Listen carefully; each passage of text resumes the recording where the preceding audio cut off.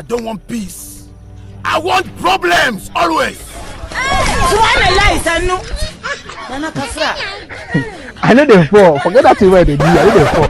See, listen, I know they fall. I want to advise this boy where they here. Now you want advice. Listen to me. I want to advise him. Do you understand? I want to advise you. Now the same you this boy. Now the same you. Where they use condom to fuck women because no one contact infection or disease, any disease. Continue. But now the same you where they use your mouth, they lick women vagina.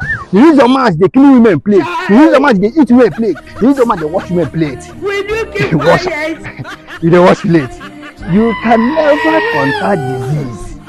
You can never contact disease. You get it? If you don't get it, forget about it.